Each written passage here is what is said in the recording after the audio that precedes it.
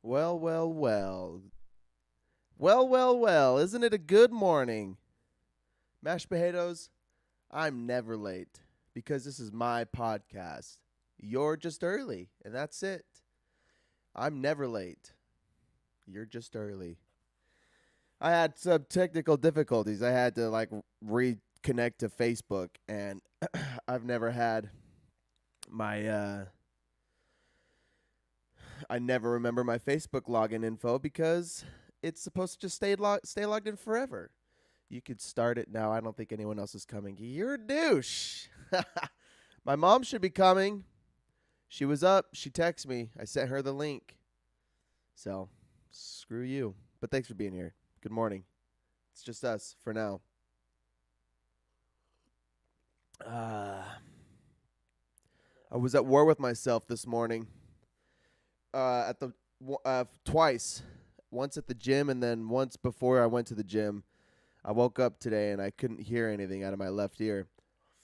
It's kind of TMI, but my ears clog so all the time. And I think it's because I wear headphones all the time.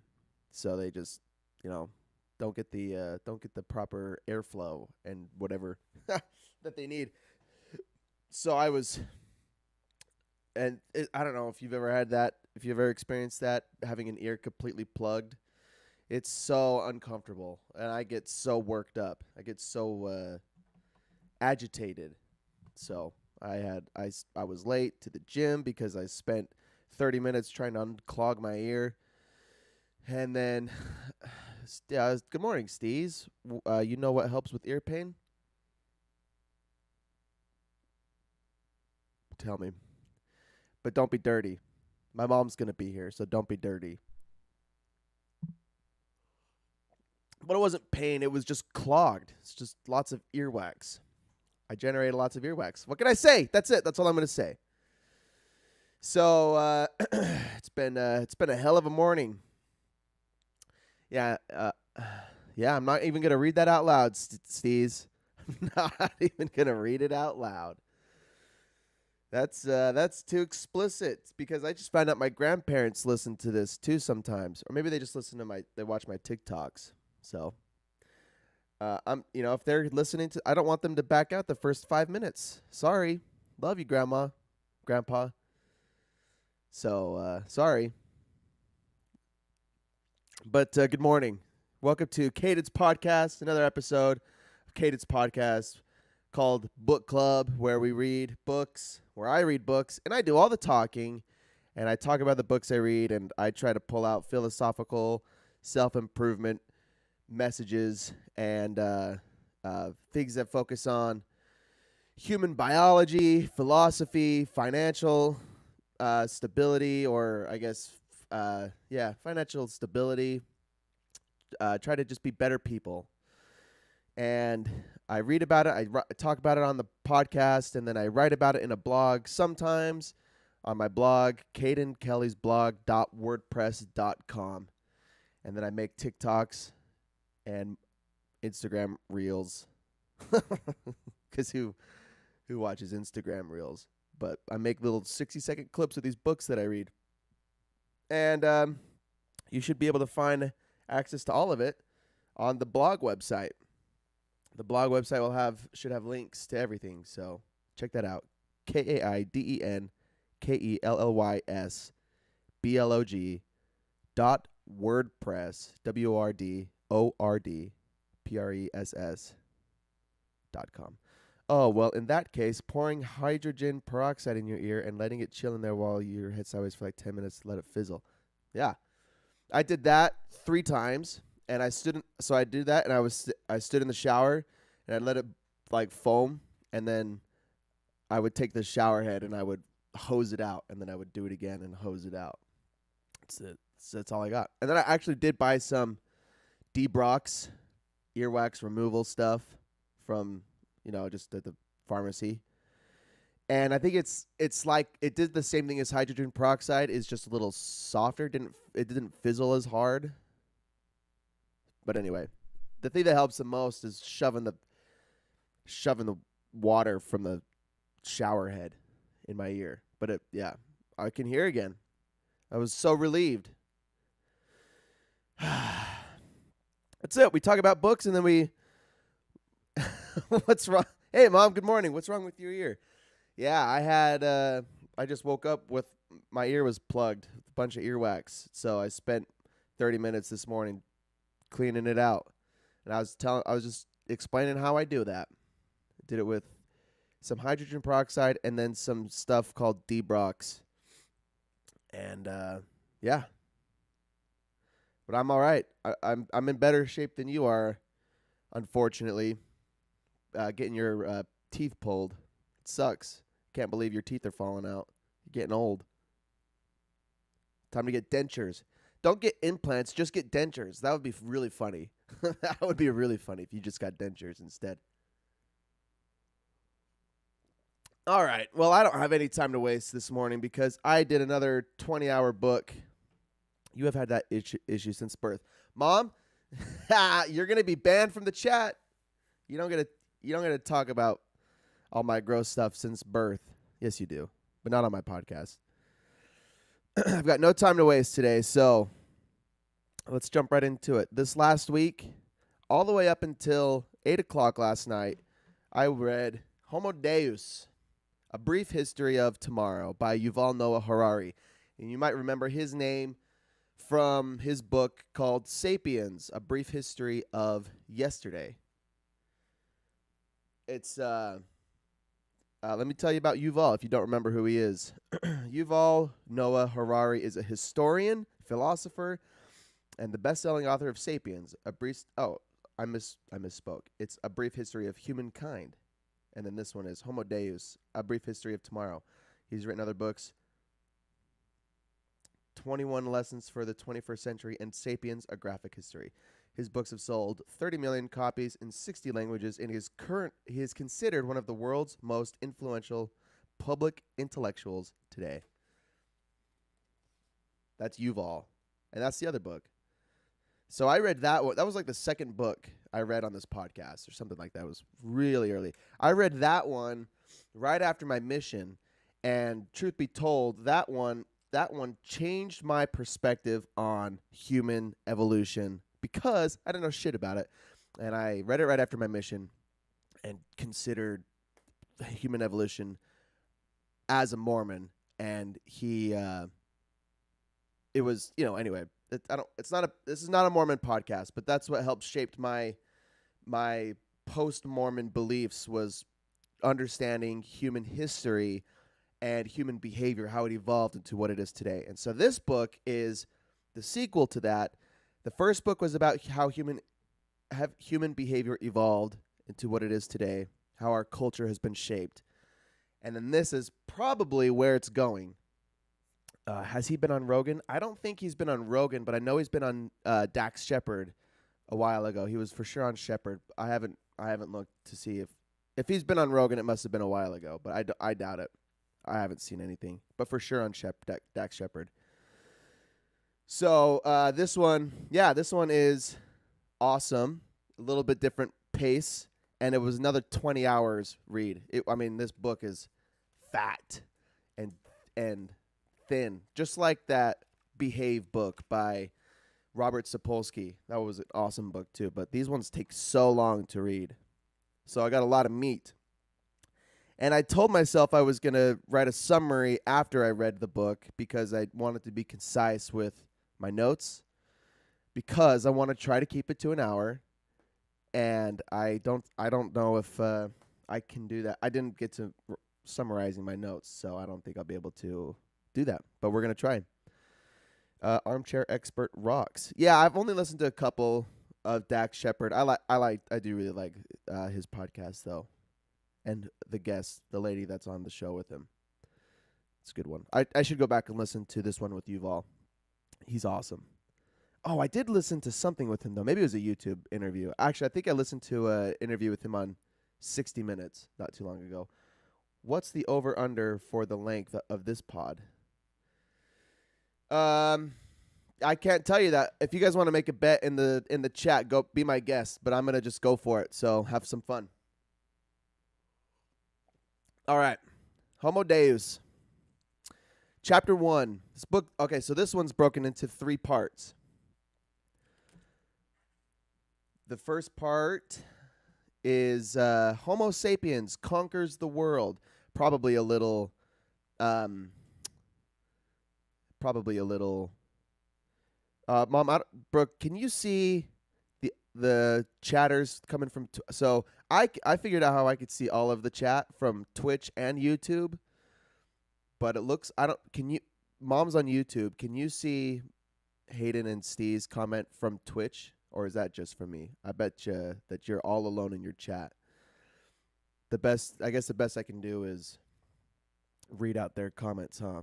But if you want to see what Hayden and Steez are commenting, Mom, if I don't read them out, go to my Twitch, Alpha Seltzer, ALFASELTZER. I should say, too, the podcast is live Mondays, 8 a.m. Mountain Standard Time on Twitch, YouTube, and Facebook. Oh, yes, they pop up on your screen. Okay, so that works. Thanks. All under Cadence Podcast. Twitch is my video game name, Alpha Seltzer, and I don't care to show that off so much. That's just for fun. And then it's posted on Spotify and Apple Podcast Tuesdays in the morning-ish under Cadence Podcast. So if you don't see it, if you don't catch it now, you can see it then. Hey, some bots in the chat. GTFO. Sorry. Can I report these mother effers? Stupid. Report. Spam. I think this is a bot account. Okay. Close. I don't like that he'll see this bet because it might influence him, but I'll take the 5. I promise I won't go for the time. I'm going for the content. All right. So part 1, Homo sapiens conquers the world. A little bit of a summary from the first book. Part 2 is Homo sapiens gives meaning to the world. And part 3 is Homo sapiens loses control. All right. Chapter 1 is called The New Human Agenda. For millennia, humans were primarily concerned with plague, famine, and war. What will replace them? They are no longer unavoidable tragedies. Now they're manageable challenges. It is within our power to reduce these causes of suffering. Uh, Quote, success breeds ambition, close quote, and we don't settle for it. We prefer growth over contentment. We will likely turn our focus to how to live longer, if not forever, how to be happy, and how to acquire divine powers of creation and destruction. Upgrading humans into gods, which he translates to as bliss and immortality, could be from biological engineering, cyborg engineering, or engineering of non-organic beings. He is very philosophical. He's a brilliant historian, but his philosophy that all stems from the philosophy of so the first, if you remember anything from Homo sapiens, he said he really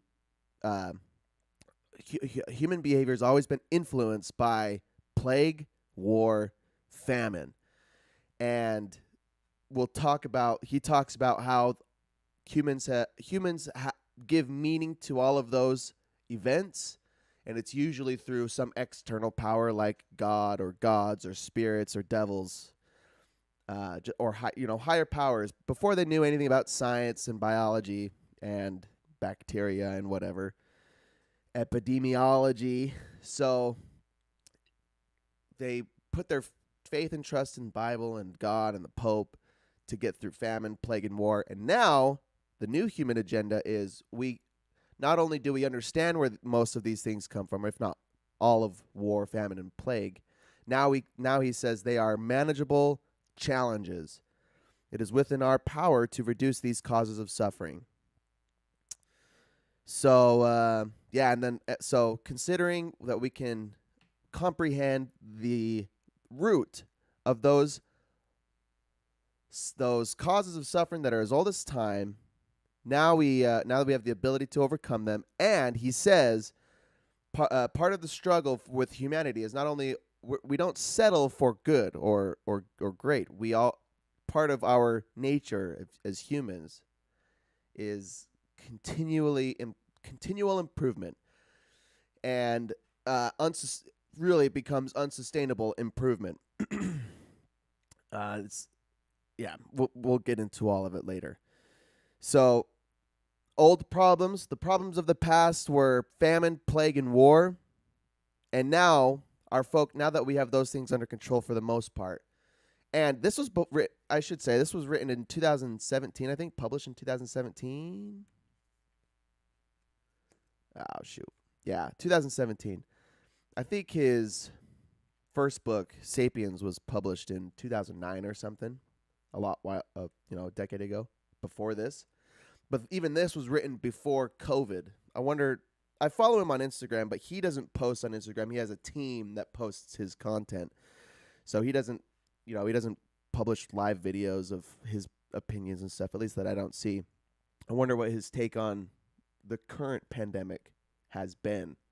Because, if you take his words literally, pandemics, epidemics, these are manageable challenges in today's world of science. So anyway, now that we have those things under control, he says our focus as humans is probably going to turn to how we can live longer, if not forever, how we can be happy or happier. And I wrote some subnotes. I said government and corporations want people to produce. People want to be happy. Perhaps people will consider gross domestic happiness rather than gross domestic production, GDH, over GDP. Perhaps re-engineering how humans experience happiness, making changes to our biochemistry. So, how to live longer, if not forever, how to be happier, and then how to acquire divine powers of creation and destruction. Well, and the war in Ukraine. Yeah, and the war in Ukraine, and I wonder what his opinion is on. In fact, if you want to follow him on Instagram, I'm just going to read out his thing. Oh, let's see, not Instagram. Yuval. It's Yuval_Noah_Harari. Yeah, look, he's got posts. His most recent post 6 days ago is a 70-second clip titled "The War in Ukraine and the Future of the World." So he's sharing, and then he's got TED Talk quotes. Yuval Noah Harari argues that what's at stake in Ukraine is the direction of human history. He's brilliant. Cool. Let's move on. Yeah, go follow him on Instagram. He posts once every 2 weeks. It looks like. All right, that's that's going to be that's the focus of the book. What our focus turns into, how we upgrade humans, and then what will happen if we upgrade humans. Part 1, Homo sapiens conquer the world. Chapter 2, the Anthropocene continued. I don't know how to say that. Anthropocene. Anthropocene.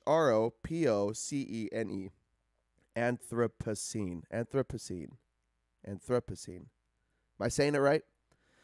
Relating to or denoting the current geological age, viewed as the period during which human activity has been the dominant influence on climate and the environment. So he calls it the human era, Anthropocene. The Anthropocene continued. Humans are basically complex algorithms, calculating risk to obtain food, reproduce, etc. Emotional bonding, like kids to their mothers, was evolutionary advantageous. Factory farming neglects deep emotional subjective needs in animals beyond their objective needs, like foraging.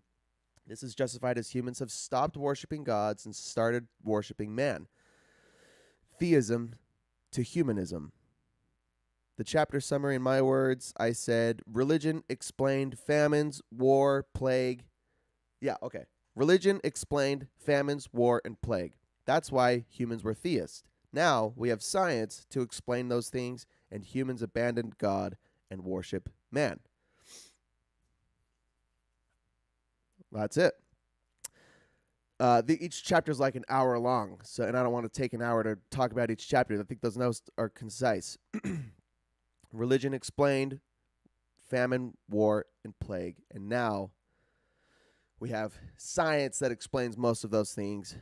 And he describes economists in the world of science and people who all of those things to study human behavior and the direction of the direction of humans today. Everything that you could study that human behavior is science. So, yeah, economist is one aspect of science that explains. In my head, I'm trying to explain why you can. Plague and famine make sense because you have climate scientists and you have epidemiologists explain those things. I'm saying economists explain the war part of that kind of that form of suffering, right? So now we have science. People have abandoned God for the most part and start worshiping man because of science. All right, chapter 3, the human spark, consciousness and the mind. Sensations and emotions are biological algorithms. I should say, too, algorithms is a key component to this entire book. So, let me read you the definition for algorithms. A process or set of rules to be followed in calculations or other problem-solving operations, especially by a computer. In mathematics and computer science, an algorithm is a finite sequence of well-defined instructions typically used to solve a class of specific problems or to perform a computation. Algorithms are used as specifications for performing calculations and data processing. By making use of artificial intelligence, algorithms can perform automated deductions and use mathematical and logical tests to divert the code through various routes. So, algorithms. So that's what algorithms are. It's mathematical sequences that help generate an outcome systematically every single time. And here we're going to talk about why humans are algorithms. We're biochemical algorithms. And in simple terms, in layman's words, we are algorithms because of the chemicals in our brain and the environment in our world that has evolved us to be and behave the way we are.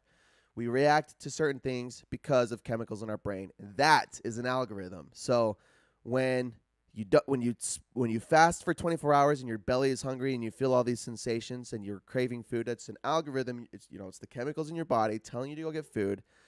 It's a biochemical algorithm. It's a part of evolution. It's in our biology. Can a person practice theism and humanism at the same time? Believe in God or religion while relying on scientific facts? It's an excellent question. I think people do that all the time. I think that to be sensitive to my Christian viewing audience, you will still credit phenom- worldly phenomena to a higher power or to God, and or even miracles, things that maybe you can't understand or don't understand or haven't studied or whatever, or things that perhaps can't be explained really as miracles, and you credit that to a higher power. But you still also rely on science in the world. Yeah, absolutely. I think you can. He argues that it's kind of nonsense, but he doesn't talk about miracles, and he doesn't. It's not a book about religion. It's those are just very, very broad strokes of the conversation that humans have relied on God to explain why life was so miserable for thousands of years. And now science has explained why people get sick and why sometimes, why there's climate change, why there's war, why people disagree, why we feel the things we feel, emotions, our biochemistry, like our algorithms, right? So we have science to explain most of those things. And so he says we don't need God to explain why there's famine or why people get sick or why people die. And he says that in the world of science, you can look at even death itself. You look at death as part of living, because that's God has ordained us a certain amount of time on earth to live and then to die, and then we go somewhere where we die when we die, because it's part of a plan, right? But part of the dialogue is science. Now, science, if you're following just the literature, there's everything that lives dies, but is a part of the grand scheme of the ecosystem. Everything that lives dies, but is part of the earth. I guess that's just my philosophy. And science doesn't explain that there's a soul that goes somewhere when you die. It just explains that you die, right? And anyway, I guess yes, you can absolutely. People believe in whatever they want to believe. Some people believe just in the science. Some people believe in the science and in God's hand, and some people only believe in God's hand, right? So this book doesn't focus on that. It really focuses on just the science and removing the belief of God's hand in the event of human history. And so to tie that in with algorithms, things like sex, things like looking for food, our emotions, those were all explained in the past as God or having a soul or having special characteristics, unique characteristics. And now science can explain why most behavior occurs the way it does. That's the point. And those are called algorithms. Our bodies and our brains, our biochemistry reacts in specific ways to external events, almost completely predictably. Did Fauci really write this book? You're funny. So humans in the philosophy world are just complex algorithms. Our computers function properly without consciousness. Why would humans need consciousness? The best current theory of consciousness is mental pollution, a result of complex neural networks firing constantly. He paints it in contrast to like a jet engine. Fuel gives power to the jet engine that propels it into a plane into the air, but it makes loud noise. The loud noise doesn't put the plane in the air. That's a byproduct of the jet engine. He says that our consciousness might be in theory, he says the best current theory is that our complex neural processes creates mental pollution that we understand as consciousness. Our brains are so complex that we have. Anyway, this is I'm just reading the notes. I can't really explain it. Scientists know which neurons fire that represent consciousness and see similar neuron patterns in other animals. Rats show similar neurological processes to humans, which is why their behavior in experiments is tested, which means they would technically feel the same pain and pleasures humans would. Animals are egalitarian by nature. Humans behave differently in large groups. Egalitarian, believing in the principle that all people are equal and deserve equal rights and opportunities. Yeah, okay. Okay, so yeah, humans aren't special because of our ability to feel and process information. All animals have evolved to be where they are today. Some animals have evolved like crocodiles, and some birds have been in the same gene pool for millions of years, where animals like Homo sapiens have branched off several times and have evolved into the group that we are today. And I think we'll talk about it in a second, but yeah, okay, I'm not going to spoil anything. So yeah, so humans aren't really special than any other animals. Our neural processes are similar to most other animals. It's our consciousness that, we feel like our consciousness gives us uniqueness, but technically most other animals, like I said in the notes, scientists know which neurons fire that represent consciousness and see similar neuron patterns in other animals, assuming that other animals have some type of consciousness. Whether they're able to talk about it in English or whether they just experience it, we'll never know. We'll never experience. We'll never be able to feel what other animals feel. Saying that broadly as this person that's not a scientist. But science can observe that most animals, like dogs, feel guilty, feel pleasure when they feel guilty when they do wrong, but they feel proud when they do well. Most animals feel that way. Okay, part 2. Homo sapiens gives meaning to the world. How are we doing so far? Am I making any sense? This is all precursor. The first 7 hours, it's all precursor to the meat. So that's all, humans are algorithms. Our brains are algorithms.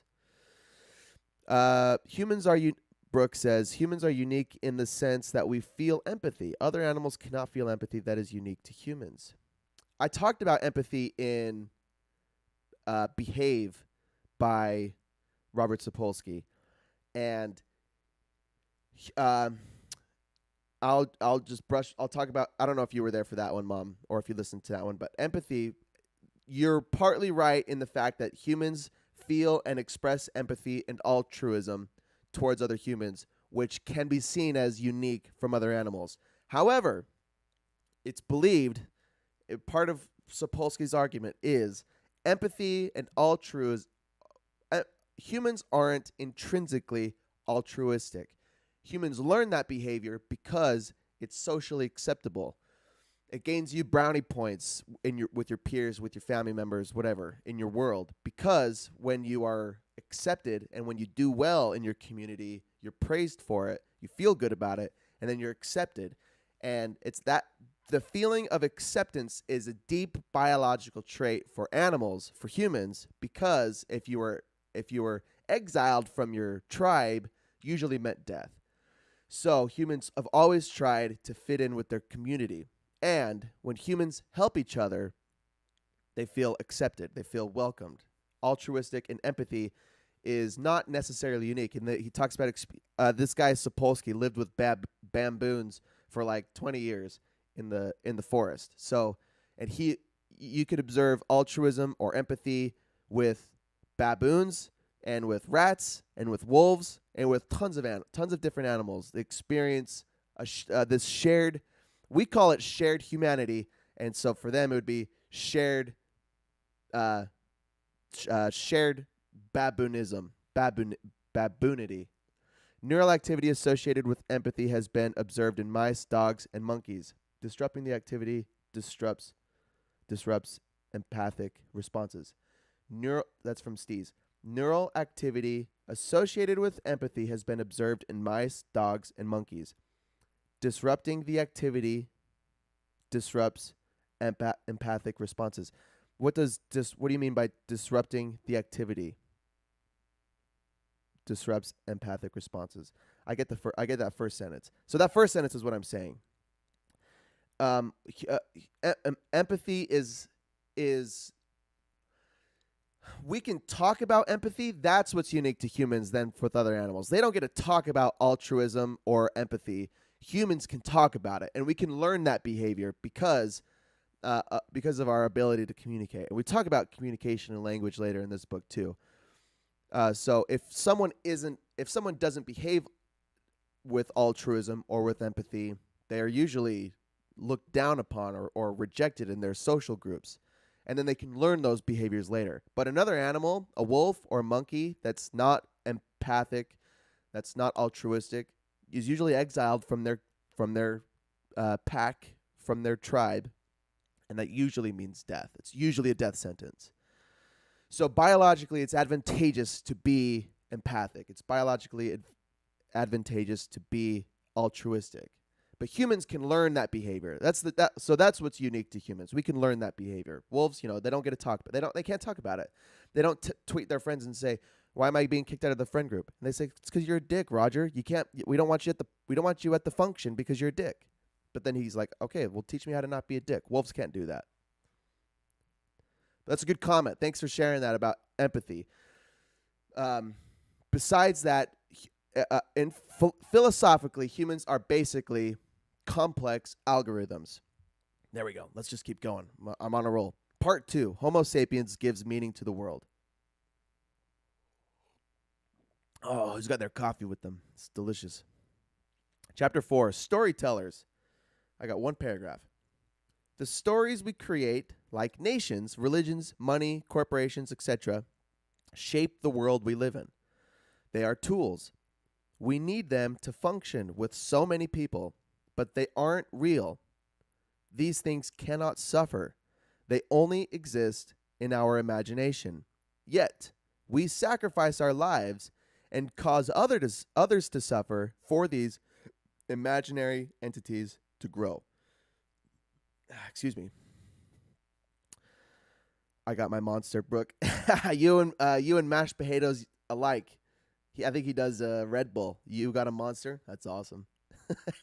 I can't even imagine drinking a Monster at 8 in the morning. It's so funny. But it's coffee. I guess it's the same thing, right? So nations, religions, money, corporations.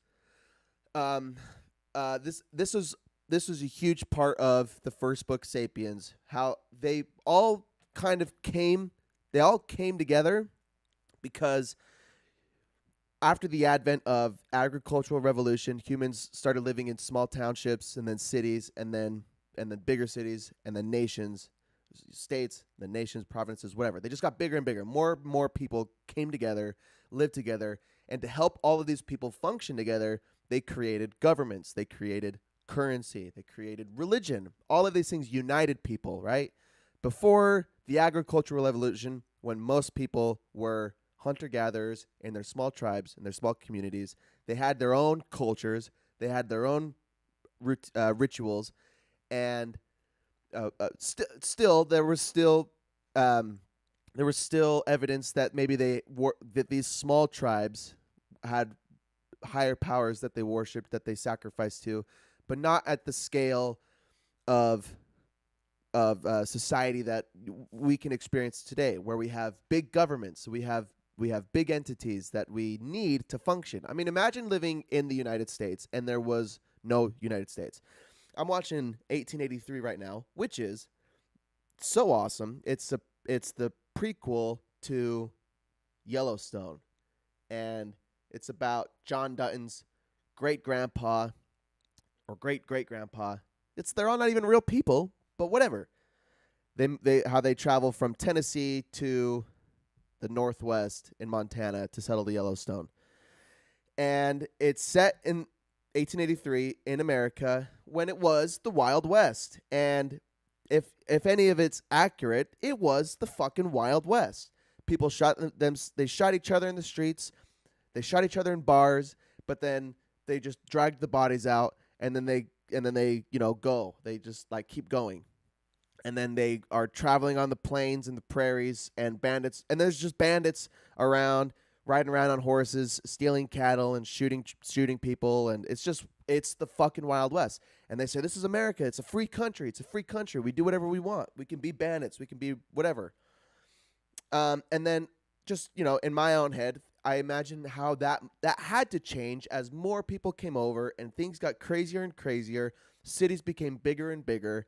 They had to establish law and order. They had to establish communities and principles and rules to live by. People just couldn't shoot each other in the streets anymore. There's too many fucking people. No more shooting each other in bars or at the banks. Whatever. We need police now. We need people to govern all of this crazy behavior. This happened over thousands of years after the agricultural revolution. People came together and they had to establish law and order. The problem is none of the entities are real. They're not actually real. And this is, I hate to keep bringing it back to religion, but I also don't, because it's part of the context. Religion's a huge part of the weight of religion comes from this event. People came together, and not only do you have to have rules to live by in a society, but these people need common beliefs as well. They need a foundation of because again, they're suffering famine, war, plague, and they don't know why the hell they keep happening. Think about the people in England. I don't know why the thought came to my head of. I remember seeing a picture in elementary school or something where they started building little neighborhoods, and they would throw their poop buckets out the windows, and then the streets were just covered in sewage. And then plagues happen. People die all the time. And I don't even know if that's real, but I just remember a picture of seeing English people throw poop buckets out of the windows. And but then they would blame God for they would blame a higher power for plagues, right? Now we know that sewage in the streets is not good for public health. So because of science. So this is the point. None of these things are real. They helped people function and live together in society. They helped build nations, build strongholds, build power, and build community. They helped innovate. They promote innovation, and they promoted growth in every sector, in education, in the economy, everything. Okay, I'm getting worked, but this is the point. So, but these things are not real. They cannot suffer. They only exist in our imagination. Yet we sacrifice our lives and cause others to suffer for these imaginary entities to grow. If you're in charge of one of the entities, if you're the Pope in the Stone Age, not the Stone Age. Fuck. If you're a Pope in the what's the I don't know, just like the 1400s. What's that time period called? If you're a Pope you had the cavalry. And if you're the president of the United States, you took care of the nation. Or if you're the prime minister of England or the king or queen of England, whatever. If you were at the top of these entities, you commanded the people below you to fight wars for you, so that those things could grow, so that they could get more power, so that their nation would be stronger than the next, or so their religion would conquer the other religion. Like the holy wars of the. It's not the Stone Age. What the fuck is that time area from after Christ to like the 1800s? I can't remember. I can't think of the word. But religious wars, that the medieval period, I guess. It's not the Stone Age though, right? But it's all medieval, right? Yeah. All the communities had different religions, and all the religious leaders made each other fight each other so that their religion came out on top. And fuck it. This is not a religious podcast. It's religious context history, baby. But it happened with nations. It happened with It happens with corporations. It happens with all of these not fake, but imaginary entities. All right, let's move on. Chapter 5, The Odd Couple. Science and ideologies, like religion and nations, go hand in hand in a functioning society. Yes, I just covered that. Science cannot argue the ethical claims of religions, but will always debate factual claims. Science cannot uphold large-scale social order. Imaginary entities drive the need for discovery and innovation for their success. All right. Brooke says, of course, you know I will push back on that because I think it's far more, and somebody's calling me, but I'm not taking it. It's far more complex to say that God and religion is not real. People abuse all organizations and entities, but does that mean they're not real? Well, I'm not going to argue, or I'm not going to, I don't want to talk about if God or religion is or is not real. I'm explaining the context of the book. Again, I'm trying to be sensitive to my Christian audience, and it's just part of the context. Okay. So even if you claim legitimacy in your religion, awesome. That's wonderful. And I'm not going to say don't believe in whatever you want to believe. And I'm just directly responding to your comment, Mom. But I will say that in the past, for thousands of years, any kind of I want to be gentle. Not even gentle. I just want to be accurate with my words. Religious claims helped promote ideologies that pushed agendas forward. It happened with, like you said, abuse. People abuse all organizations and entities, but does that mean they're not real? Well, they're real in your imagination. At the very least, governments are real in your imagination. At the very least, religions are real in your imagination. Some people believe they're real literally, that God literally spoke to somebody and gave Moses the 10 Commandments, whatever. That it literally happened, and that you're whatever. The point is, at the very least, they're real in your imagination, and if they're real in your imagination, you don't want to see it crumble. And if you don't want to see it crumble, you're going to push your agenda forward, and you're going to fight wars for it. And just like this chapter says, science alone. Now that we have science, we can explain these phenomena, but they don't. How did he say it? They don't argue for ethical claims.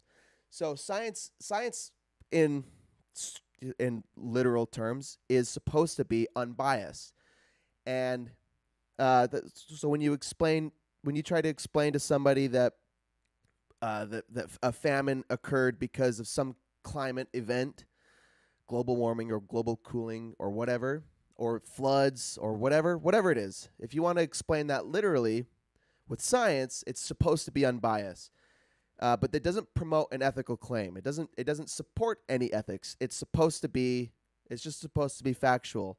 But people before there was science used God and religious claims to explain those events. When there was famine, or when there was war, or when there was plague. So, all I'm saying, and there was not only one religion ever either. There were multiple sects of the same religion, and then there are still, and there always have been, wildly different religions. And at the very least, they all exist in your imagination. Some people believe that they're literal and real. Some people believe that the United States is a literal entity, but it only exists in our imagination because, like he says, they cannot suffer. We need them to function, but they aren't real. They only exist in our imagination. They cannot, and I think the point is, they cannot suffer. Do you think science is totally unbiased? Maybe science is unbiased, but science can fall victim to bias too. Science cannot fall victim to bias, but the people who elaborate on science can. The people who are studying science can. But just legit, full science. The entirety of a subject can be is either factual or it's not factual, and facts are supposed to be unbiased. Literal events are unbiased, right? It's stupid, but like this cup is white with black on it, right? That's a literal fact. But you that's stupid. It's so stupid. Am I not making sense, or are you trying to argue a point with me? Because I think I look at science like math. Like 2 plus 2 is 4. That's a fact. But if you want to add variables or whatever, you want to add shit to it, and then you want to explain why sometimes, like, what it's okay. I'll be controversial for a second. I'll say that a lot of people will say that gender is black or white. Gender, you're male or you're a female, and I still don't know the difference. I haven't put too much attention into the difference between sex and gender, but some people will say you're either a biological male, or biological female. But a lot of people will say there's an infinite amount of in-betweens of male and female. And then there's like atypical genders that you're not even close to male or female, right? But some people will say it's literally male or female. Some people will say there's vast variety in between. So scientifically, this is controversial to some people, but I'm going to say it anyway. Scientifically, you're born with testes, or you're born with a vagina, and that doesn't mean that how you feel is what your genitalia is promotes how you feel. I'm just saying scientifically, you have XY chromosome, or is it YY chromosome or XX chromosome? You're one or the other, scientifically. That doesn't mean it doesn't explain how you feel. It doesn't explain your subjective experience. Anyway, literal science is supposed to be unbiased and factual, but people will take the imaginary response to science, or to religion, or to government, or to corporations, and use their own interpretation of it, and use it to manipulate to push their own agenda. I agree with that. A hypothesis is unbiased, but humans can take the science and add bias to it. So, okay, that's exactly it. And I think the context of the book is religion is, at the very least, in your imagination. Some people believe it's literal, and they use the information of a literal event to push their agenda, or to push their beliefs. But his explanation is it's at the very least imaginary, and it was used to explain current events of the time. And now we have science that's supposed to be literal and unbiased, that can explain those events unbiasedly and remove God's hand. Okay, I love to talk about God and religion, but that's not what this is supposed to be about. And they cannot suffer.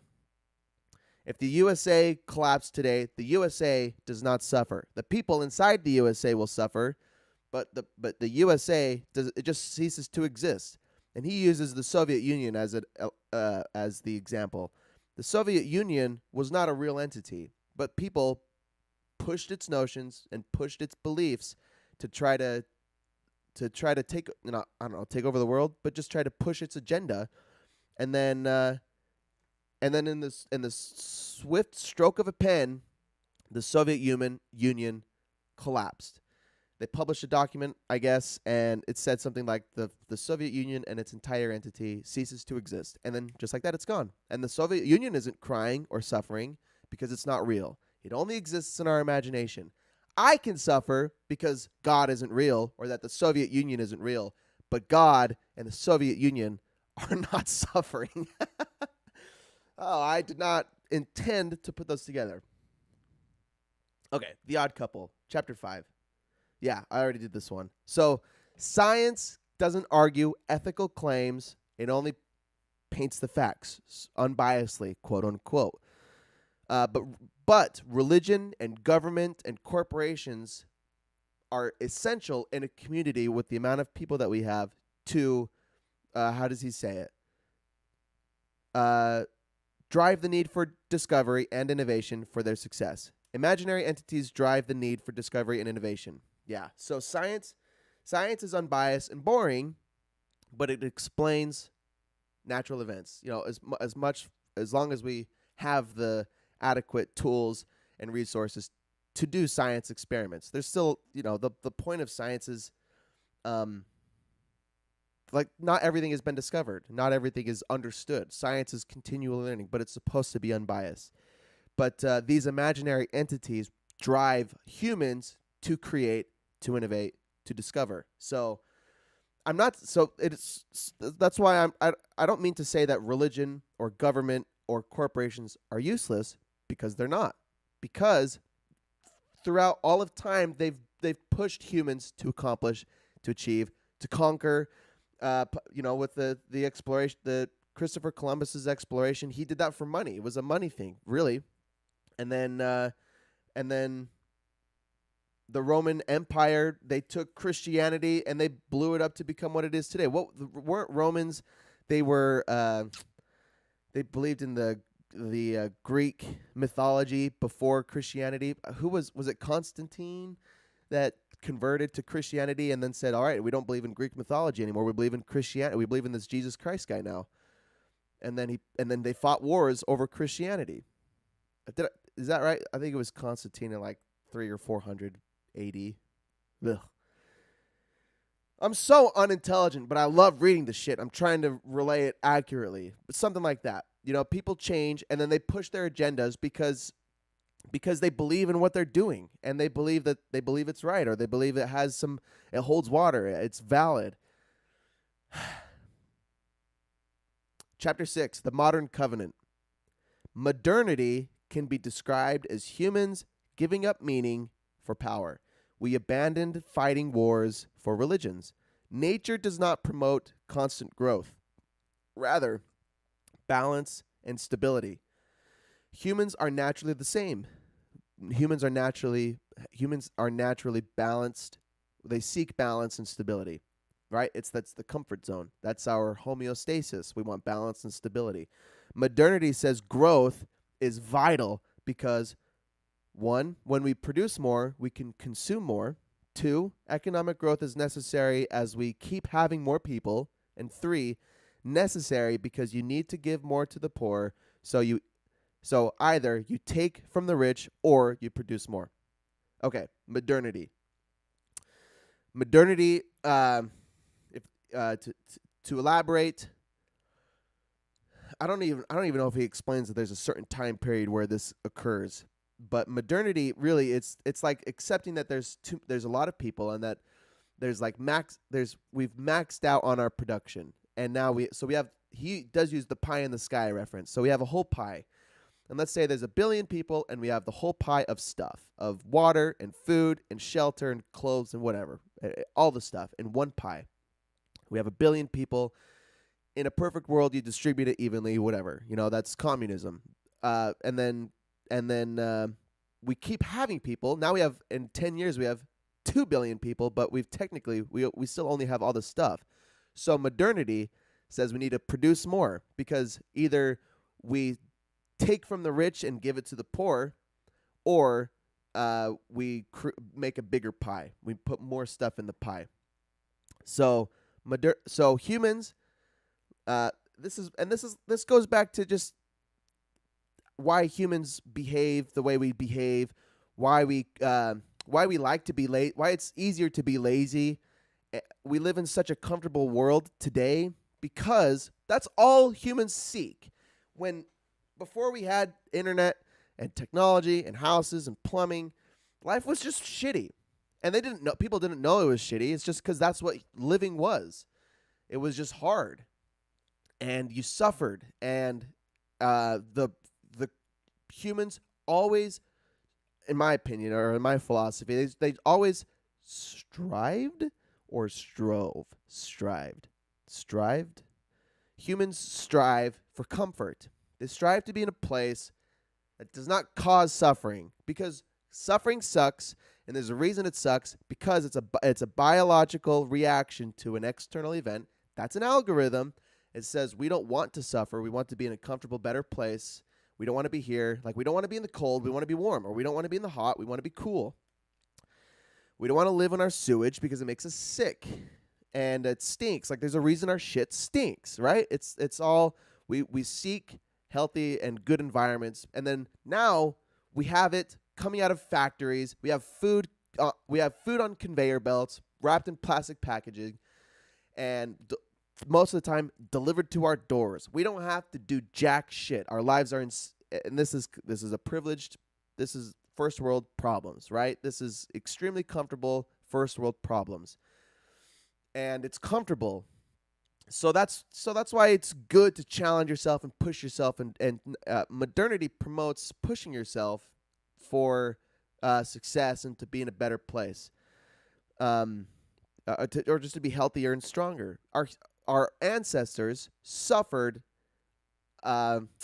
It was unintentional suffering. It was just forced on them because life was hard. Like in 1883, bandits will come into your camp and they'll steal your women and they'll shoot your horses, and that sucks. And then you got to go shoot them, and then most of the time, a lot of people die.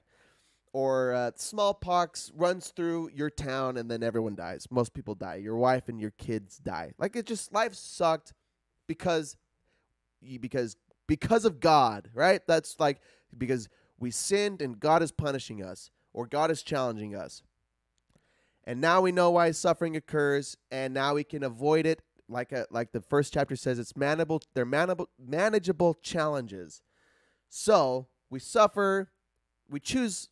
Okay. All right. So that's the point. Our lives are extremely comfortable now, and we don't settle. We continue to innovate. We continue to discover and to push the human agenda. And because modernity says, if we have more people, we need to produce more, or we need to take from the rich and give to the poor. All right. So life is hard, and now it's really easy. And but still, nothing is free. All right. Free market capitalism supported the continual growth economy. Now society cannot abandon it. Society is expected to measure success by their growth, not stability. Modernism and capitalism helped overcome famine, plague, and war. Yes. And I didn't write anything about it, but capitalism was one of the drivers for. Well, the Cold War was a war between capitalism and communism. And later in the book, he explains that capitalism won because of its ability to take in information and spread information. It was public. And communism is not that way. And anyway, that's one reason why capitalism and modernity have pushed humans to where we are today. They've pushed us to innovate and to create and to discover. All right. You see where we're going with this? I love this. I love all of this. I loved this book. Yeah, so nature doesn't promote constant growth. Modernity does. The human agenda does today, and that's what humans have almost always done. We seek comfort and we seek stability, but modernity says no. If you want to improve, if you want to grow, you need to struggle and suffer. And a lot of people that are successful have they buckle down and they went to work, and it sucks and it struggles, but it usually pays off in this world in this capitalistic world. It pays off. Chapter 7, the Humanist Revolution. Humanism. To paraphrase, the antidote to a meaningless existence was provided by humanism. So, God gave meaning to man before science could explain things. And then science explained things. And a lot of people abandoned the theist narrative, became humanist. They believe in human. Yeah, it can be looked at as a religion. Humanist is an advocate or follower of the principle of humanism. Now, I want to know what humanism is. Anyway, worshiping humans, worshiping the human agenda. So, first, meaning was provided by God and Scripture and the Pope. Now it's provided by the human experience, our feelings. Humanism worships humanity, developed not just by losing faith in a higher power, but by gaining faith in human capability. In the Middle Ages, God was your source of political and moral authority. Today, you are not punished for your unbelief of God. The human experience is the source of all meaning. Most of the world developed this ideology. In my own summary, I said liberalism dominated because science has shown us what we're capable of. Ancient ideologies haven't adapted with science and have become basically obsolete. Science can explain famine, war, and plague when before humans blamed God for those things. So humans innovated and created and became the scientific revolution happened. We became scientific, and we're able to explain away our problems without going back to God. It's this. I guess this is a podcast about religion and God. It's hard not to talk about it, but that's it's part of human evolution. Has been our belief in higher power, and our history. It's just riddled. Our history is riddled with religious experience and with wars and whatever. So it's hard not. You can't not talk about it. But again, to my Christian audience, this is just the book, and you're tuning in, and you don't have to tune in. But I'm glad you're here because it's supposed to be a history book. So liberalism dominated because science has shown us what we're capable of. Ancient ideologies haven't adapted with science and have become obsolete. Science can explain famine, war, and plague when before humans blamed God or gods for those things. Part 3. Homo sapiens loses control. So, to summarize, part 1 was humans are algorithms, pretty much. We're complex biological algorithms. Part 2 is we gave meaning to the world through God, and now we give meaning to the world through our own experience, through our feelings, through our emotions. Those were more important than God giving us meaning. When the Pope would come to you and say, "You need to fight this war because God said so, and you'll be blessed," and so you said, "Well, if God needs me to do this, I'll do it." But now if Russell M. Nelson said, "Well, we need to go to war. We need to go to war," and a lot of people would say, "I don't really feel like it." If you believed in the narrative, if you followed the prophet, you'd probably go to war. But that's an ancient ideology where modernity and humanism promote. How do you feel? How does the experience make you feel? Okay, but that's not the end all be all, because there's still a part 3. So hang on tight. Part 3. Homo sapiens loses control. Chapter 8, the time bomb in the laboratory. And I got 4 more chapters, so we're killing it. Free will exists in the same realm as the soul. It doesn't exist. The question isn't if we can act out our desires, but if we get to choose our desires. This echoes what we learned in part 1, where humans are biochemical algorithms. Excuse me. We're biochemical algorithms. So let's wrap this up early, huh? I'm going to lose $5 here. I don't know. We're an hour 12 minutes in? But really, I started like 5 minutes late, so really like an hour, 5 minutes in. I got 20 minutes to get you $5. So, do humans have free will? The answer in philosophical scientific terms is no. Humans don't have free will because we don't get to choose our desires. Because our desires have been shaped through thousands of years of evolution. Huh? How does that sound? We don't have free will. You can't decide what to crave. You don't decide what you want. And this reminds me of the story that Robert Sapolsky discussed in his book, Behave, the guy that lived with baboons for 20 years. He said something along the lines of people who are pedophiles have a trait that that where they feel inclined to have that behavior. So people are pedophiles, right? This took a really gross turn. Gosh, I don't know about that. Listen, Mom.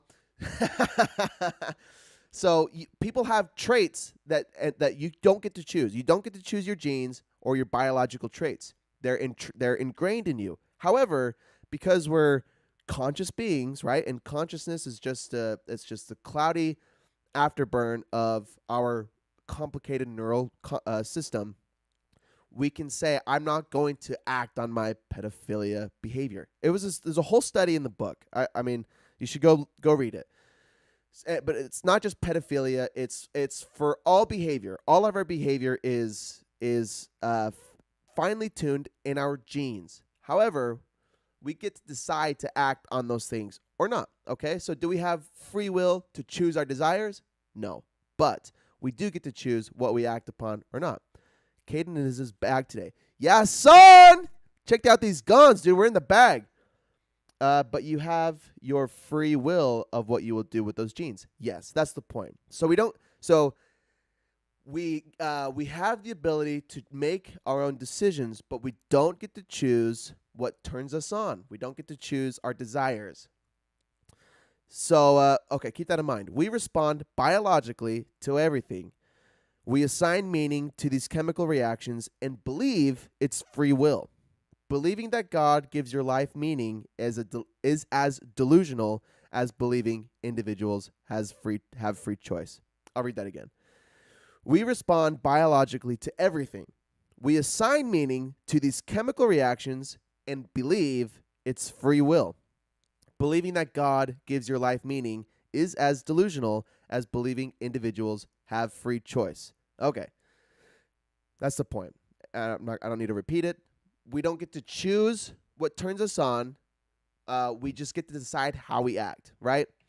So, and then throughout time, humans have assigned meaning to these feelings and to the decisions that we make. However, the feelings, our desires, our genes, we don't get to write those. We do get to write our reaction to those genes.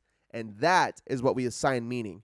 If we have a pedophilia trait, which would suck, but we don't act on that trait, we will say, God challenged me with this insane thing, and I have overcome it, and I've become strong in God. Oh, it's a long comment. Sorry, that goes against everything I believe in. Sorry.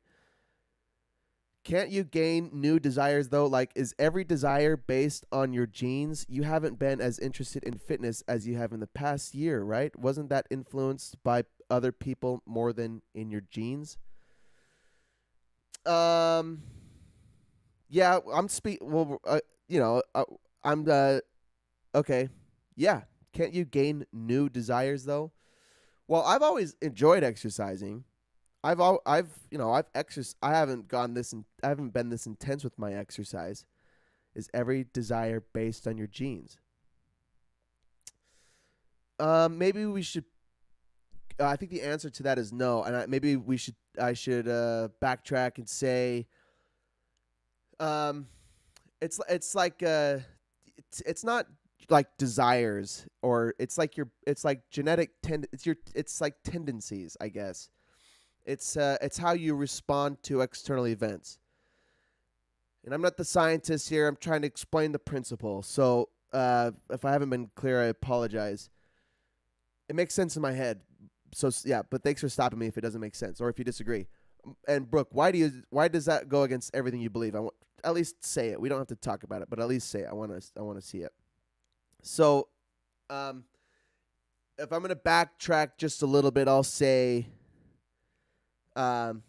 we have the things when things happen and they make us feel certain things. That's very broad. That's very generic, but that's so in very generic terms, things happen in an outside world, and then we have internal emotional responses. Some people, and not everyone responds the same to those responses. I think that's the part of your desires. So we don't get to, like, I maybe a good example is, like, if I was at school and I saw people fighting, I don't want to fight, but some people want to fight. But it's how we it's what we do after we have those feelings. Some people want to go in and get involved and rumble and tumble, but I don't. I want to stay as far away from the rumble and tumble. So that's my internal. I don't get to choose my reaction to that event, but I do get to choose what I do. So maybe I still go rumble and tumble, but it's not what I want. That's not my internal desire, right? Does that make sense? Maybe that I guess that explains it a little better. We don't get to choose our reaction to external events. Excuse me. We don't get to choose our internal reaction to events, but we do get to choose our external reaction, our decisions, or our behavior. We don't, but our desires, no. I don't think we do get to choose our desires. Maybe you could shape them, or I don't even know about that. How does that make you feel? How does that response make you feel, mashed potatoes? Tell me if that makes any sense. I'm just going to keep going, and then I'll read your comments. All of us, Brooke says, all of us are born with different DNA. We are all born in different environments. Those are things we don't have control over, but we do have control over what we do with those things. Yeah, that's exactly what I just said. That's exactly what it is. So what do you disagree with? What did I say that goes against everything you believe in? Because that's pretty much exactly what I just said. At least that's exactly what I'm trying to say. We're born with different DNA. We're born in different environments. We don't have control over them, but we do have control over what we do with them. Mashed Potato says, but isn't the whole purpose of meditating so you can change your internal reaction when something happens? Meditation is interesting because pure meditation pure meditation is observing. It's observing your reaction. It's not even changing your reaction. It's observing them. Mentally preparing for different circumstances. Yeah, it's not even that. Pure meditation is observing how things make you feel. You become an observer.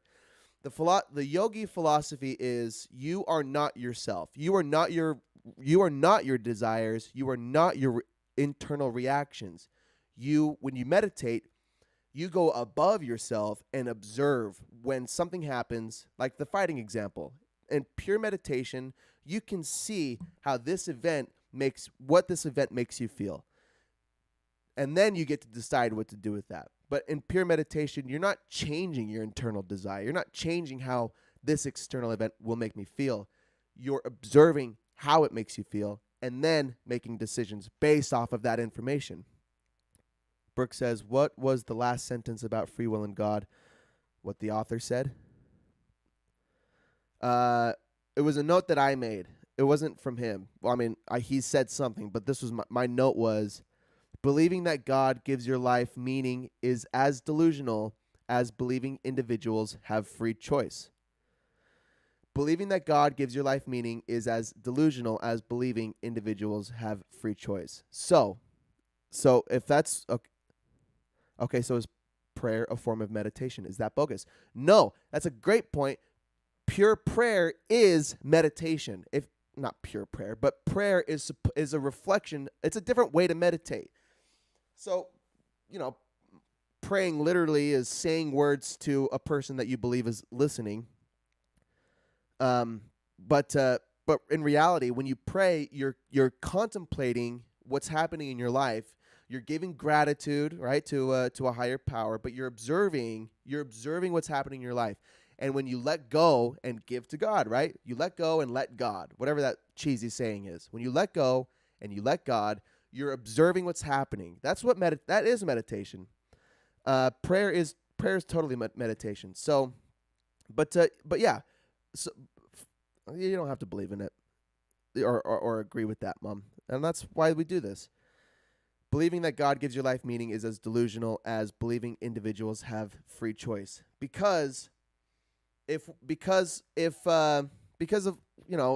I don't want to spend too much time about it, but it's the same thing. If you believe that you feel something, like if you overcome a tendency, a genetic tendency or trait or behavior, because you're able to observe your behavior or observe your internal reaction, but then make appropriate decisions and then say, God gave me the strength or the power. It gave my decision meaning, gives me meaning. Like if you're gay and you don't want to be like if you're gay and you're religious, and you want to stay in the church, stay as an active member, and so you say, I'm going to overcome my genetic tendency to be a homosexual, and I'm going to let go and let God, and then that gives your life meaning. It's delusional. Delusional is kind of a intense, aggressive word, but it's I probably took it from a quote from him. He probably said the word delusional. Or maybe I'm being dramatic. But the point is, if you are, if you behave a certain way and say, I'm doing this because God wants me to do this, that's as delusional as saying is believing that you have control over your internal reactions. Oh, but is homosexuality genetic? Hot phrase there. Yeah. I actually remember, again, I'm just one guy. Hold on. Brooke says, but prayer is communicating with God, and he is saying God is not real. Yeah, I know. You're looking at it through a different lens, Mom.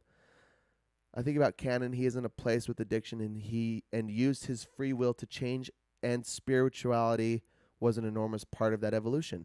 Yeah, his behavior changed way for the better because he is signed. Okay, I'm going to slow down for a sec. I'm going to slow down. That's a good point. I'll be one of the first to say how grateful I am that Cannon and anybody who's overcome addiction or has improved their life in the slightest, how awesome that is, because it's not easy to do. It's not easy to change behavior, especially with addiction. And I've done books on addiction. Go back and listen to Dopamine Nation by Anna Lemsky. Go back and listen to Behave by Robert Sapolsky. Addiction's hard, and you need support. You need support to get over addiction or to change behavior. Still, addiction is different than internal reaction. And if you want to assign meaning to a behavior or to your reaction, go ahead. That's your prerogative. That's why I'm not telling you not to be religious.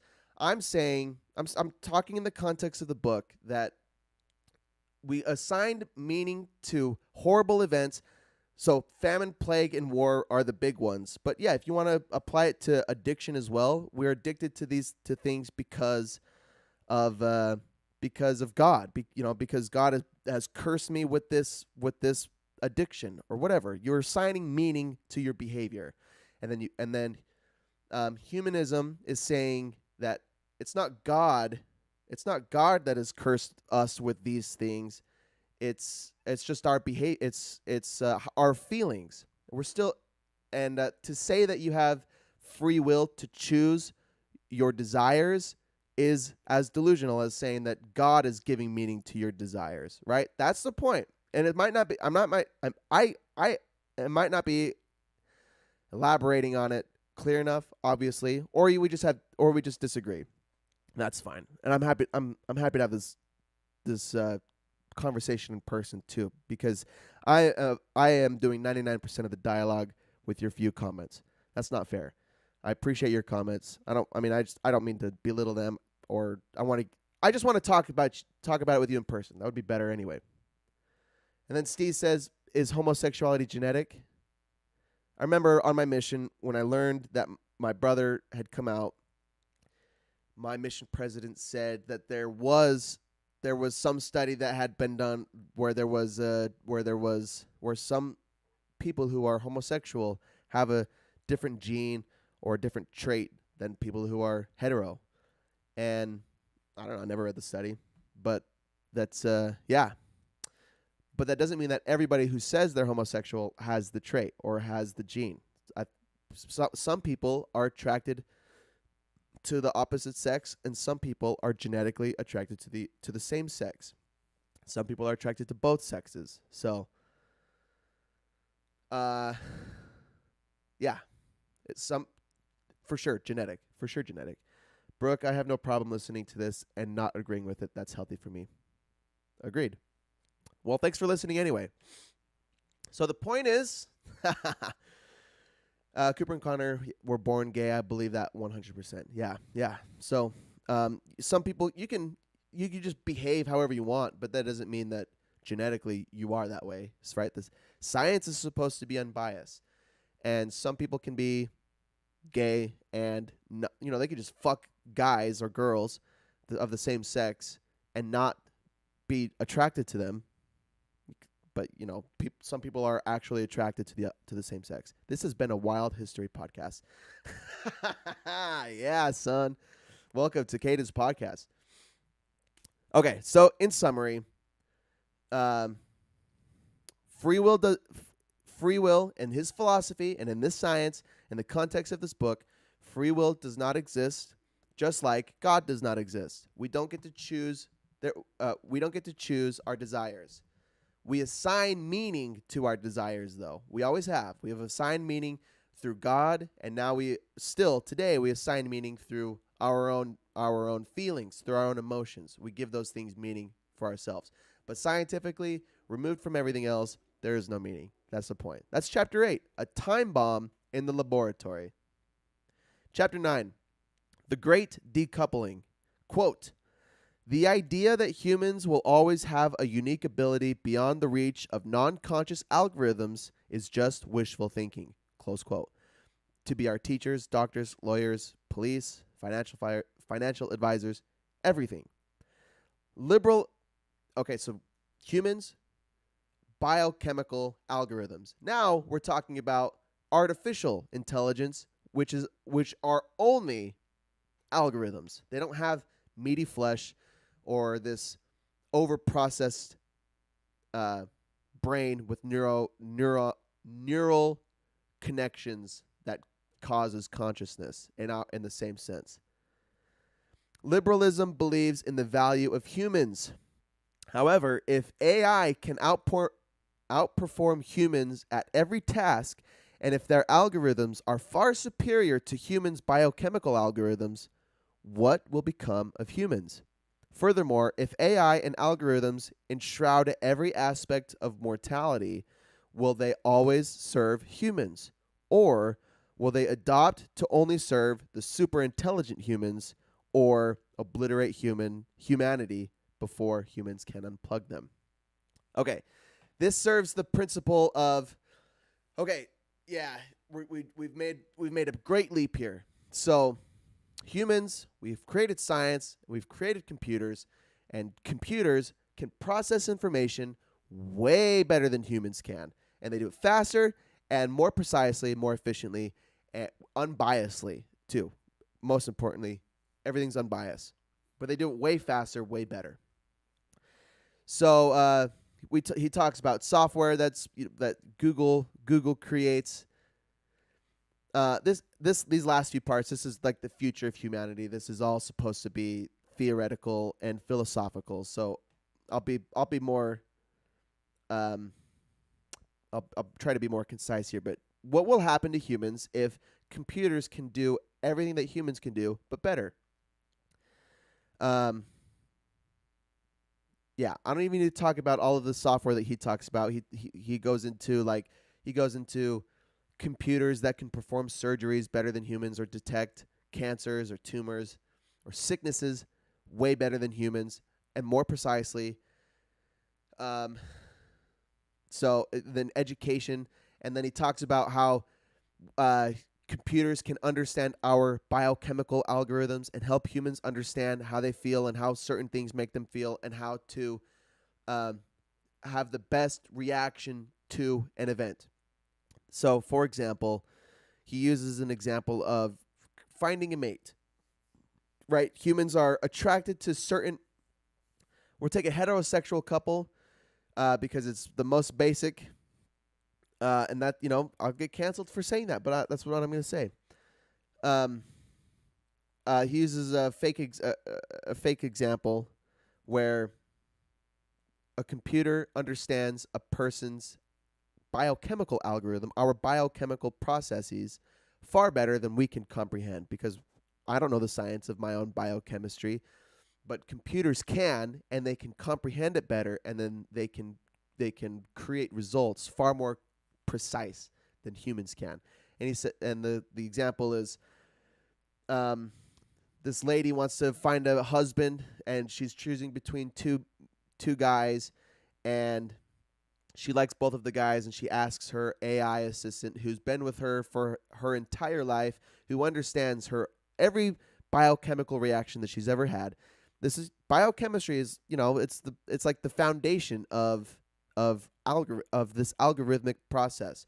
When something happens, we have an internal reaction, but then we also have an active reaction, our decision making. We have the desires in our heart that we don't control, but then we have the reaction that we give that we can control. So this girl, she likes these two guys, and the computer algorithm says, well, I know how both of them make you feel, because when you're with person A, this happens inside your body, and when you're with person B, this happens inside your body. So I also know that neurologically you are more attracted to person A, but the chances of success in your relationship are higher with person B, right? We don't always comprehend or process these parts of information in all aspects or in every decision that we make. We go off our gut feeling, right? Sometimes, and then we consider things thoroughly and deeply, but we don't understand all of our biochemical reaction to responses. This is the philosophy of the book. This is how we're going to wrap it up. So the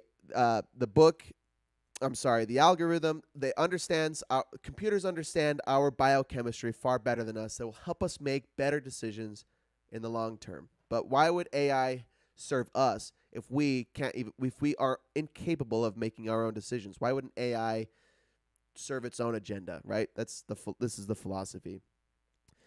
Chapter 10.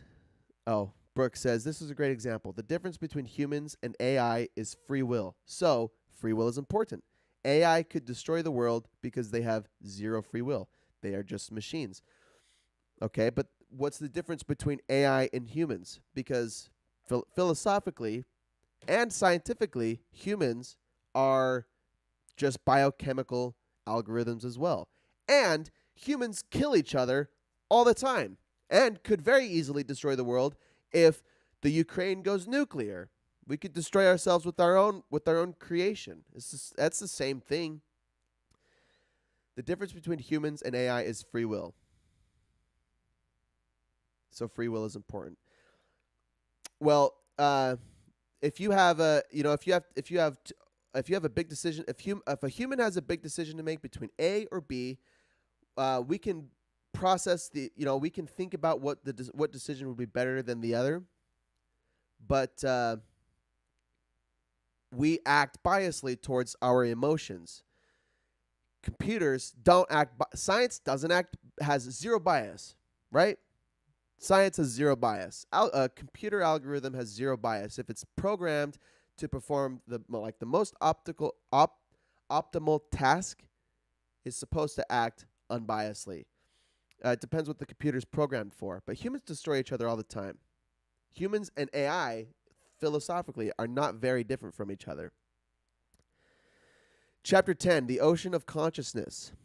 If we had the ability to choose our will, it would just become another program to optimize. Again, liberalism propagates human will, and human experience are the supreme source of meaning.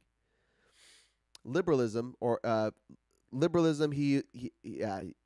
belief in the human experience, promote that human experience, human will are the supreme source of meaning in the world. But if we had the ability to choose our will, if we actually had free will, we wouldn't know what to do with it, because it doesn't align with our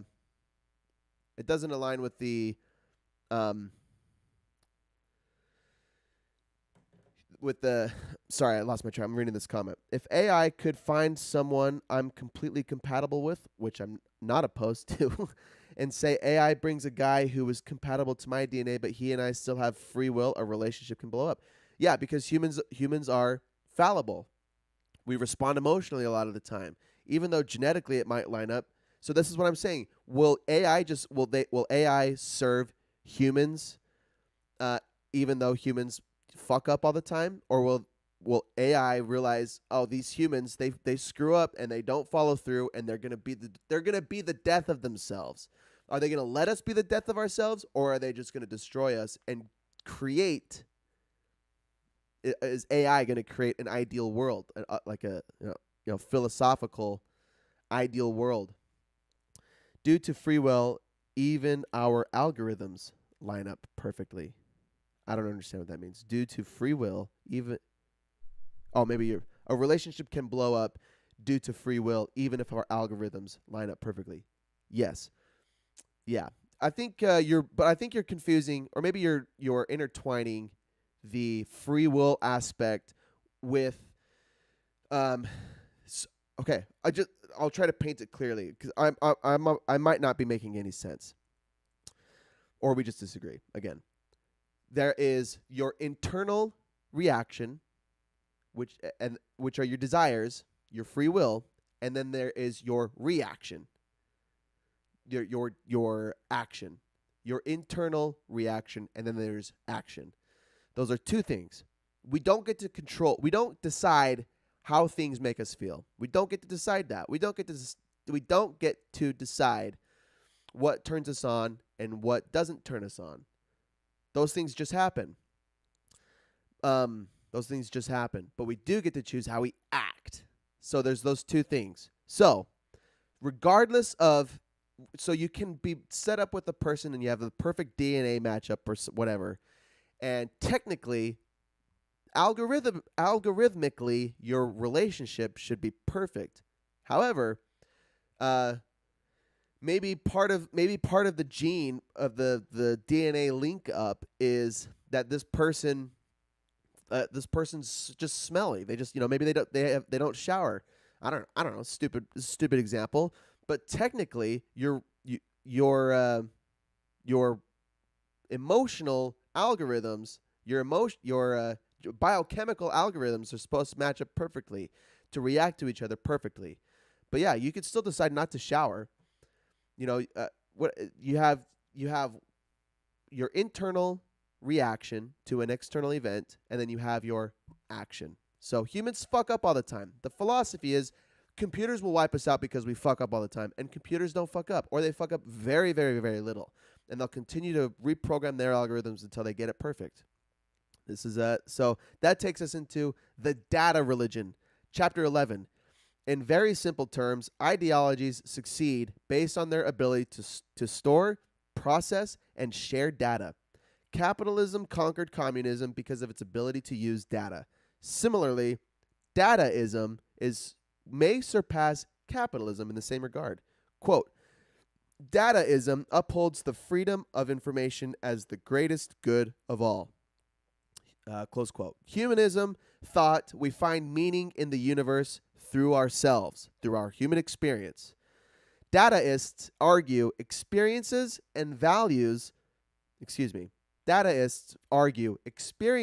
are valueless if they are not shared for processing. Dataism says human experiences are no different than any other animals. What makes humans special is their ability to store and share their experiences or their data. Humans used to be the most efficient data processing algorithms until we invented computers.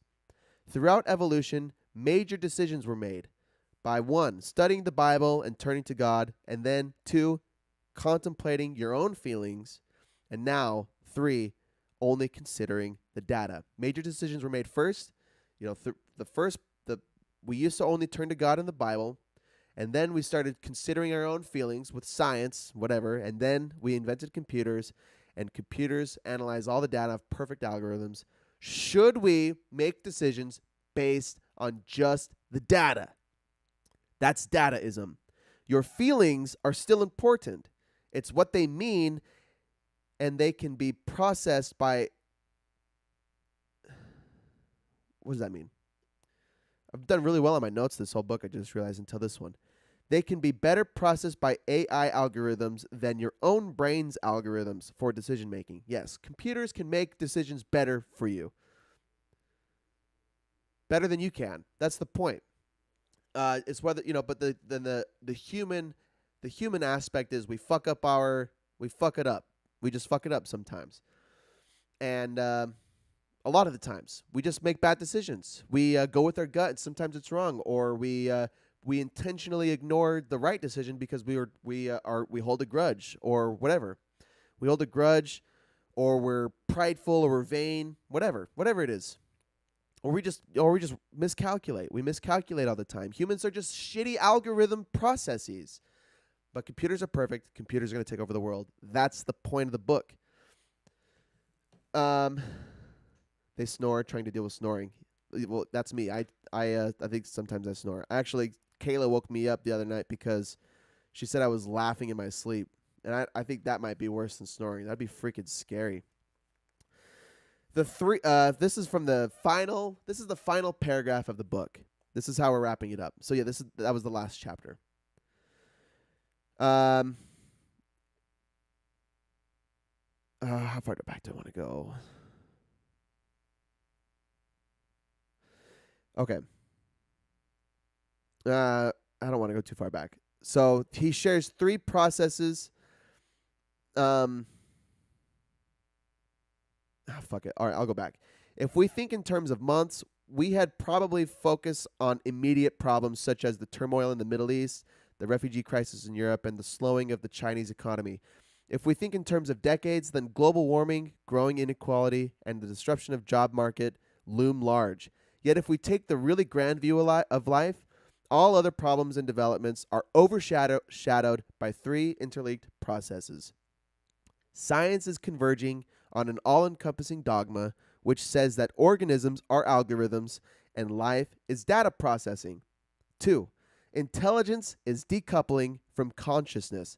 That's a huge point. Our consciousness makes us think that we have meaning with our feelings, but dataism says it's just data. It's all just data. That's part of the algorithm. And 3. Non-conscious but highly intelligent algorithms, like computers, may soon know us better than we know ourselves. These 3 processes raise 3 key questions.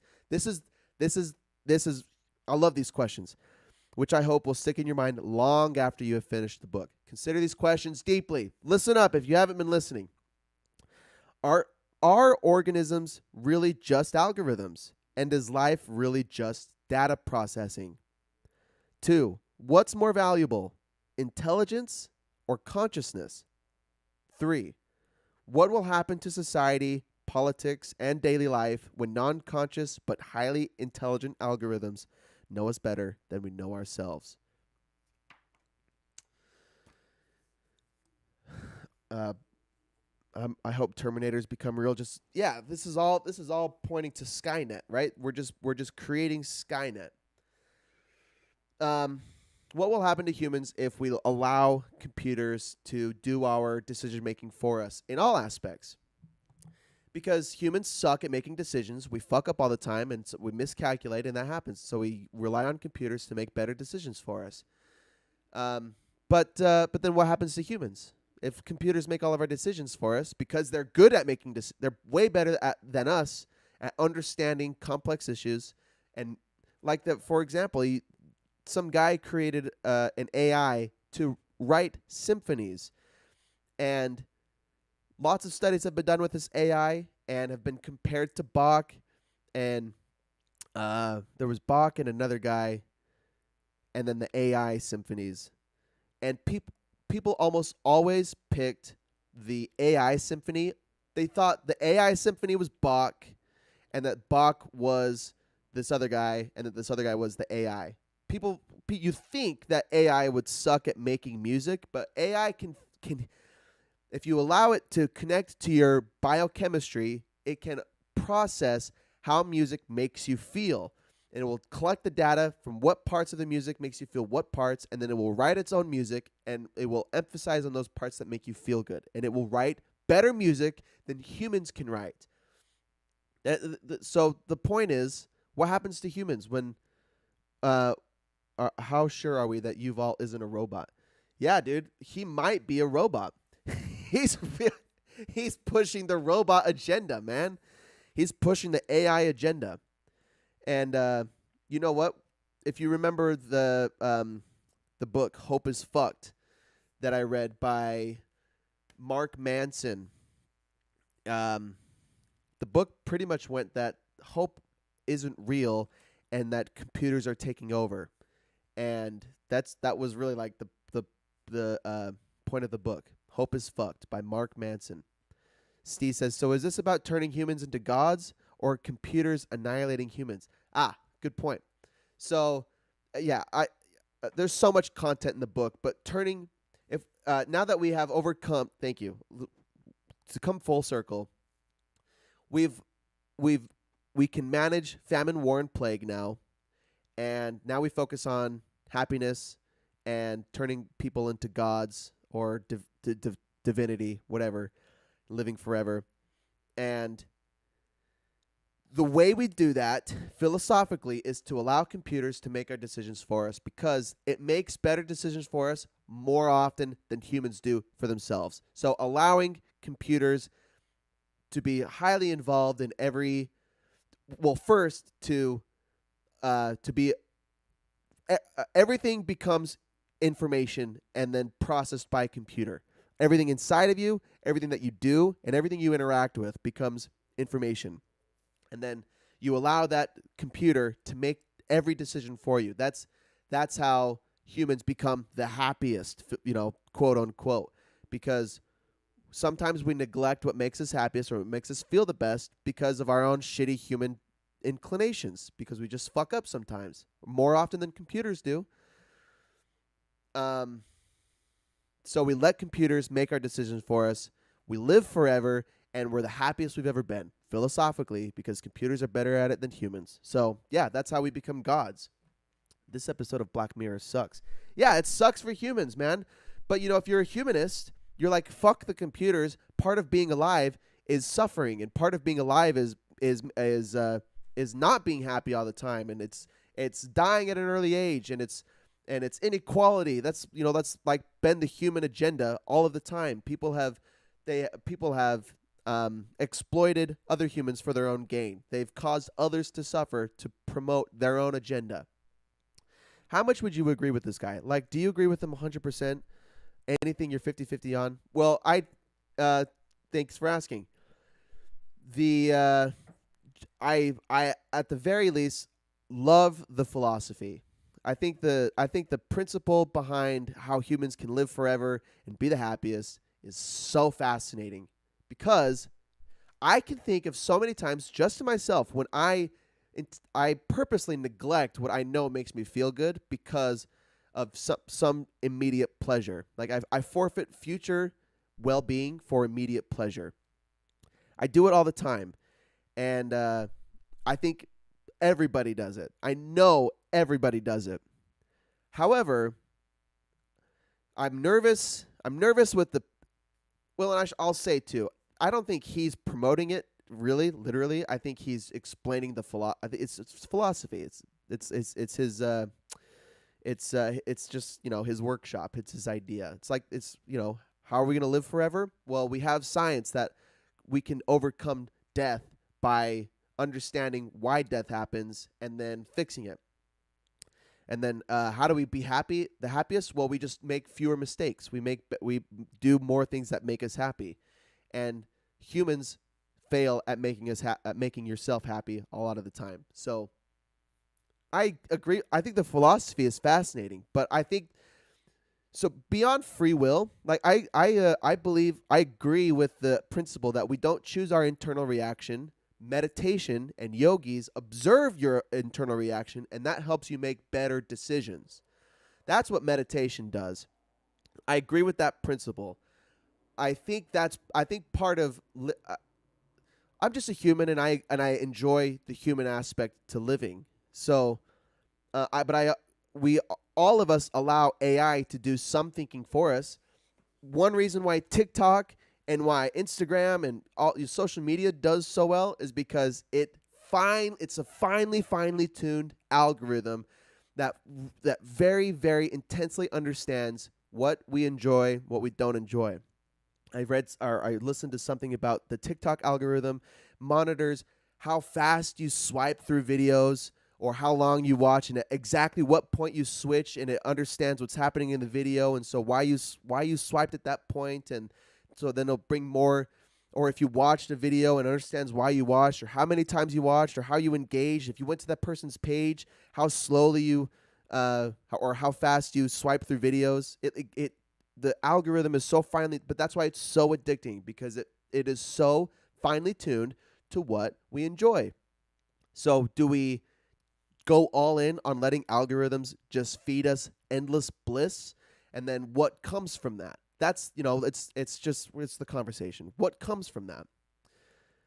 I appreciate this conversation, but I don't agree with a lot of it, but I love you. I'm off to work. Love you, Mom. Have fun at work. Go teach people about philosophy, right? Go teach them something about English, I guess. Yeah, I'd rather talk more about what you believe in person, because I want to at least hear the argument. The TikTok algorithm is pure evil, but it's not evil because it's so good at its job. That's the point. It's so good at its job. It gets you exactly what you want, and it knows you better than you know yourself. That's the point. That's why it's so good. It's not evil.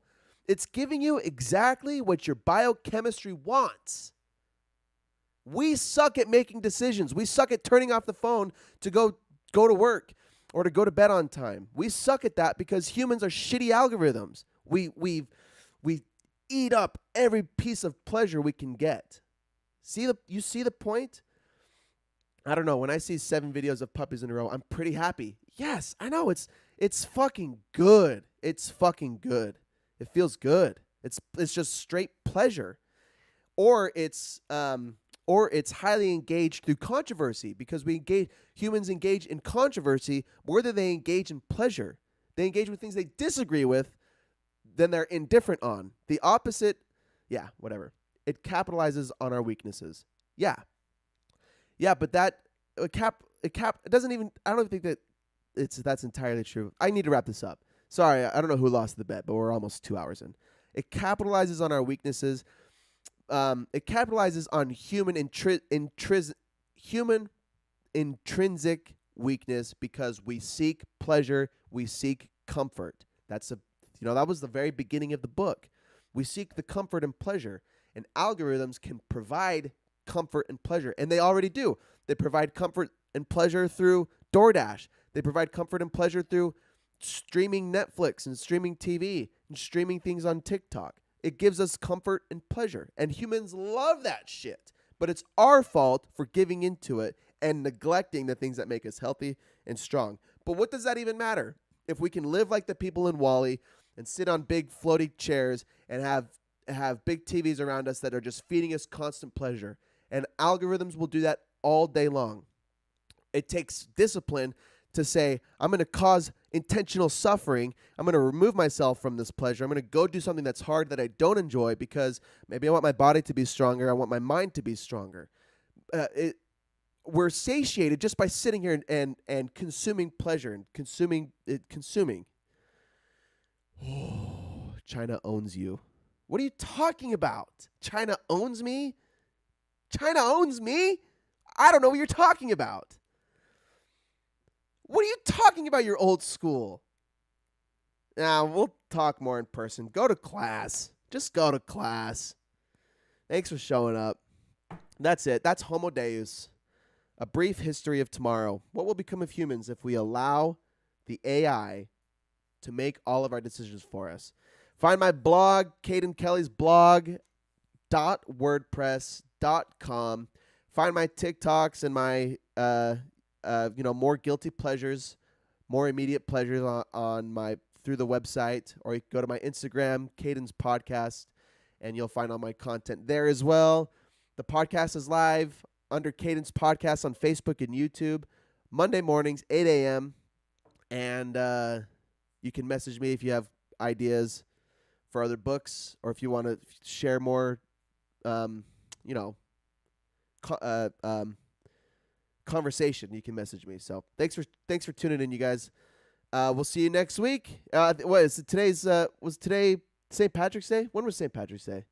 So maybe it's St. Patrick's Day today. Anyway, go wear some green, and we'll see you next week. Have a good week, everybody. Go do something that's hard, and don't spend all your day on TikTok, and don't let China own you. All right, see ya.